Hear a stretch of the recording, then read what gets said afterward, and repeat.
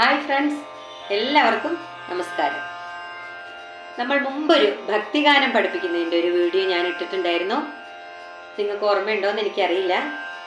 ഒരു നേരമെങ്കിലും കാണാതെ വയ്യൻ്റെ എന്ന് തുടങ്ങുന്ന ഭക്തിഗാനം അതിൻ്റെ പല്ലവി ഞാൻ പറഞ്ഞു തന്നിരുന്നു. അത് ഏറെക്കുറെ എല്ലാവർക്കും മനസ്സിലായിട്ടുണ്ടാവും എന്ന് ഞാൻ വിചാരിക്കുന്നു. മനസ്സിലായിട്ടില്ലെങ്കിലും എന്താണെങ്കിലും നിങ്ങൾ കമൻറ്റ് ബോക്സിൽ എന്തായാലും അത് പറയണം, നിങ്ങളുടെ സജഷൻസ് പറയണം. എന്നാൽ കൂടുതൽ കുറച്ചുകൂടി മുന്നോട്ട് നമുക്ക് മെച്ചപ്പെടുത്തി പോകാൻ കഴിയുള്ളൂ. അപ്പോൾ നമുക്കിന്ന് അതിൻ്റെ അനുപല്ലവി, അതായത് ഞാൻ നേരത്തെ പറഞ്ഞു ഒരു പാട്ടിന് പല്ലവി, അനുപല്ലവി, ചരണം ഇത്ര ഉണ്ടായിരിക്കും, 3 സ്റ്റാൻസ് ഉണ്ടായിരിക്കും. അപ്പോൾ അതിൻ്റെ സെക്കൻഡ് സ്റ്റാൻസയാണ് നമ്മളിന്ന് പഠിക്കാൻ പോകുന്നത്, അതായത് അനുപല്ലവി. അപ്പം നമുക്ക് തുടങ്ങാം. അത് ഞാൻ പാടിത്തരാം. അത് കഴിഞ്ഞതിന് ശേഷം നമുക്ക് തുടങ്ങാം കേട്ടോ. ഹരിനാമ കീർത്തനം ഉണരും പുലരിയിൽ തിരുവാകച്ചാർത്തു ഞാൻ ഓർത്തുപോകും. ഹരിനാമ കീർത്തനം ഉണരും പുലരിയിൽ തിരുവാകച്ചാർത്തു ഞാൻ ഓർത്തുപോകും. ഒരു പിലിയെങ്ങാനും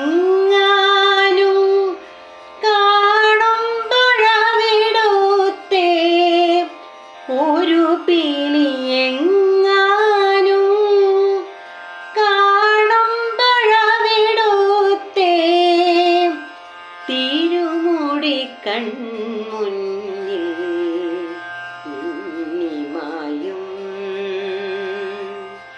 തിരുമുടി കൺമുന്നിൽ മിന്നിമായും. ഇങ്ങനെയാണ് അനുപല്ലവി വരുന്നത്. ഞാൻ നിങ്ങളെ ശ്രുതി വളരെ കുറച്ചിട്ടാണ് ഞാൻ പഠിപ്പിക്കുന്നത്. കാരണം ഈ തുടക്കം പാടുന്നവർക്ക് വലിയ ഹൈ പിച്ചിലേക്ക് പോകാനുള്ള ബുദ്ധിമുട്ടുകളൊക്കെ ഉണ്ടാവും. അപ്പോൾ അതായത് എനിക്കും തൊണ്ടയ്ക്ക് ചെറിയൊരു പ്രശ്നങ്ങളുണ്ട്. അതുകൊണ്ടാണ് ഇന്ന് ശ്രുതി വളരെ താഴ്ത്തിയിട്ടാണ് പഠിപ്പിക്കുന്നത്. 4 ഘട്ട ശ്രുതിയിലാണ് പഠിക്കുന്നത് കേട്ടോ. അപ്പോൾ അതിൻ്റെ ഒരു ബുദ്ധിമുട്ടുണ്ടാവും. ചിലവർക്ക് ഈസി ആയിട്ട് പാടാൻ കഴിയും, ചിലവർക്ക് ഇത് ഒരു അനുഗ്രഹമായിരിക്കും ഈ ചെറിയൊരു ശ്രുതിയിൽ പഠിപ്പിക്കുന്നത്. അപ്പോൾ നിങ്ങൾക്ക് നിങ്ങളുടേതായ ശ്രുതിയിൽ വേണമെങ്കിൽ കുറച്ചുകൂടി കൂട്ടിയിട്ട് 4 എന്നുള്ളത് 4.5 ആക്കാം, അതിന് 5 ആക്കാം. അങ്ങനെയൊക്കെ നിങ്ങൾക്ക് അറിയാവുന്നവർക്ക് അങ്ങനെയൊക്കെ കൂട്ടി പാടി നോക്കാം കേട്ടോ. അപ്പോൾ നോക്കാം ഒന്നും കൂടി നമുക്ക്. ഹരിനാമ കീർത്തനം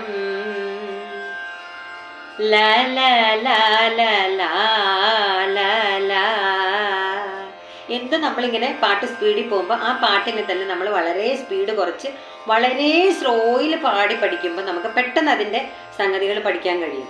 അപ്പോൾ ഒരു സ്പീഡ് പോകുന്നൊരു പാട്ടാണെങ്കിൽ അതിനെ വളരെ സ്ലോയിൽ ഇങ്ങനെ പാടി നമ്മൾ നോക്കുമ്പോൾ ആ സ്പീഡ് സ്ലോ ആയിട്ട് പഠിപ്പിച്ചു കഴിയുമ്പോൾ നമുക്കത് എന്താ പറയുക, നമ്മളറിയാതെ തന്നെ നമുക്കത് ആ സ്ലോയിൽ പാടിയാൽ കിട്ടും. അത് കഴിഞ്ഞ് നമ്മൾ പഠിച്ചതിന് ശേഷം നമ്മൾ അതിനെ സ്പീഡിലേക്ക് കൊണ്ടുവരിക. അങ്ങനെയാണ് ഏത് പാട്ടും പഠിക്കുന്നത്. ഇപ്പം ഞാനൊക്കെ ശരിക്കും പ്രൊഫഷണലായിട്ട് ഗാനമേളയ്ക്ക് പോയിക്കൊണ്ടിരുന്നപ്പോൾ ഒരു ഫിലിം സോങ് ഞാൻ എങ്ങനെയാണ് പഠിക്കുകയെന്ന് വെച്ചാൽ, ആദ്യം ഒരു 10 പ്രാവശ്യമെങ്കിലും ഞാനത്, അന്നൊക്കെ പണ്ടൊക്കെ നമുക്കൊരു വോക്ക്മാൻ എന്നും പറഞ്ഞൊരു ചെറിയൊരു ഇതുണ്ടായിരുന്നു പാട്ട് പഠിക്കാനൊക്കെ. അതൊക്കെ വോക്ക്മാനൊക്കെ ഇങ്ങനെ കേട്ട് ഒരു 10 പ്രാവശ്യമെങ്കിലും ഹെഡ്സെറ്റ് ചെവിയിൽ വെച്ചൊരു 10 പ്രാവശ്യമെങ്കിലും പാട്ട് ഞാൻ പാടാതെ, അതായത് ആരാണ് അത് പാടിയിരിക്കുന്നതെന്ന് വെച്ചാൽ ദാസേട്ടനാണോ ചിത്രചേച്ചിയാണോ ആരാണെങ്കിലും നമ്മളൊരു 10 പ്രാവശ്യം ആ പാട്ട് ഇങ്ങനെ കേൾക്കും. നമ്മളൊന്നും മൂളിപ്പോലും നോക്കില്ല. ആ 10 പ്രാവശ്യവും നമ്മളതങ്ങനെ കേട്ടോണ്ടേയിരിക്കും. നമ്മൾ ജോലി ചെയ്യുമ്പോഴാവാം, കിടക്കുമ്പോഴാവാം, എപ്പോൾ വേണമെങ്കിലും നമുക്കതിങ്ങനെ കേട്ടോണ്ടിരിക്കാം. അപ്പോൾ വണ്ടിയിൽ യാത്ര ചെയ്യുമ്പോഴാവാം. ഇങ്ങനെയൊക്കെയാണ് ഞാൻ അന്ന് പഠിച്ചുകൊണ്ടിരുന്നത്. ആ 10 പ്രാവശ്യവും കേട്ട് കഴിഞ്ഞാൽ നമുക്ക് ആ പാട്ടിനെ കുറിച്ചൊരു ഐഡിയ കിട്ടും. ആ ഐഡിയ കിട്ടിക്കഴിഞ്ഞാൽ നമുക്ക് സുഖമാണ്. പിന്നെ നമ്മൾ അടുത്ത പ്രാവശ്യം നമ്മൾ ജസ്റ്റ് ഒന്ന് ട്രൈ ചെയ്ത് നോക്കുക. അവരുടെ ഒപ്പം നമ്മൾ പാടി ഒന്ന് ട്രൈ ചെയ്ത് നോക്കുക. ഒപ്പം പാടി നോക്കുമ്പോൾ നമുക്ക് ആ വേരിയേഷൻസ് മനസ്സിലാവും. നമ്മൾ എവിടെയാണ് സംഗതി ഇതായി പാടുന്നതെന്നുള്ളത് നമുക്ക് മനസ്സിലാവും. അപ്പോൾ അവർ പാടുമ്പോൾ നമ്മളൊപ്പം പാടുമ്പോൾ നമുക്കത് എന്തായാലും അത് ക്യാച്ച് ചെയ്യാൻ പറ്റും. അങ്ങനെ 2-3 പ്രാവശ്യം വീണ്ടും അവരുടെ കൂടെ പാടി വീണ്ടും ഞാൻ ഒറ്റയ്ക്ക് പാടി നോക്കും. പിന്നെ ഇൻസ്ട്രുമെൻ്റ് വെച്ചിട്ട് പ്രാക്ടീസ്. അങ്ങനെയാണ് പണ്ടൊക്കെ ഞാൻ പഠിച്ച, എൻ്റെ കാര്യമാണ് ഞാൻ പറഞ്ഞത്. ഞാനൊക്കെ ഗാനമേളയ്ക്ക് പാട്ട് പഠിച്ചിരുന്നത് അങ്ങനെയായിരുന്നു. അപ്പം അതേ ഒരു മെത്തേഡാണ് ഞാനിവിടെ പറഞ്ഞു തരുന്നത്. ഏതാണ് നിങ്ങൾക്ക് കംഫർട്ടബിൾ ആയിട്ട് തോന്നുന്ന രീതിയിൽ നിങ്ങൾക്ക് പഠിക്കാം കേട്ടോ. അപ്പോൾ ഇപ്പം ഇതാണെങ്കിൽ, ഇപ്പം ഈ ഒരു നേരമെങ്കിലും എന്നുള്ള പാട്ടാണെങ്കിൽ നിങ്ങൾക്കത് ജസ്റ്റ് ഹെഡ്സെറ്റ് വെച്ച് ചെവിയിൽ വെച്ച് ഒരു 10 പ്രാവശ്യമെങ്കിലും നിങ്ങൾ അത് കേൾക്കുക. കാരണം നിങ്ങൾ പാടാതെ നിങ്ങളത് മാത്രം, പാട്ട് മാത്രം കേട്ടുകൊണ്ടേ ഇരുന്ന് കഴിയുമ്പോൾ നിങ്ങൾക്ക് പാട്ടിനെ കുറിച്ച് എന്തായാലും ഒരു ഐഡിയ എന്തായാലും കിട്ടും. അത് കഴിഞ്ഞിട്ട് ജസ്റ്റ് കൂടെ പാടിയിട്ടൊന്ന് ട്രൈ ചെയ്യുക.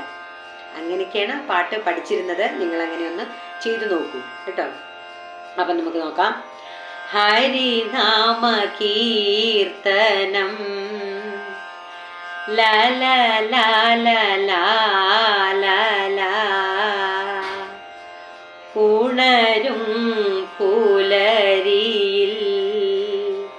വീണ്ടും അതേപോലെ തന്നെ ല ല ല ല ല ല ല. അപ്പൊ സെയിം ആയി രണ്ടും ഒരു വരി തന്നെ സെയിം ആയിട്ടാണ് പാടുന്നത് അല്ലേ. തിരുവാക ചാർത്തു ഞാൻ ല ല ല ല ല ല ല. മനസ്സിലാവുന്നുണ്ടോ?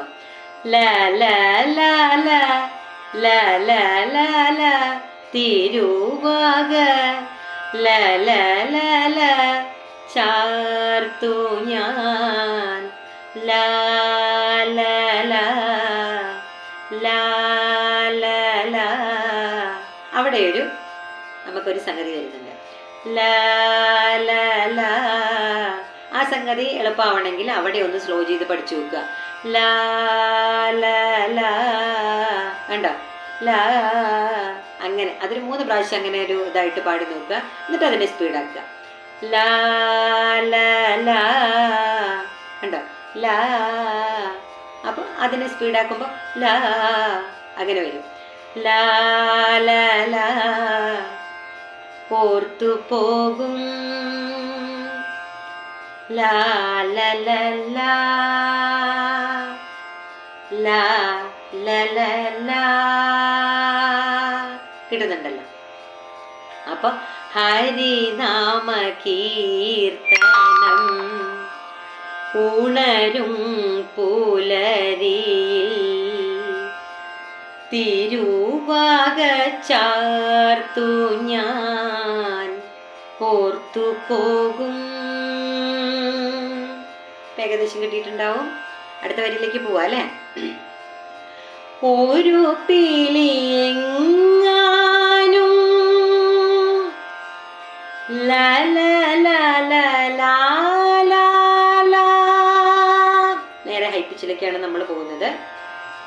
ഒരു പിളിയെങ്ങാനും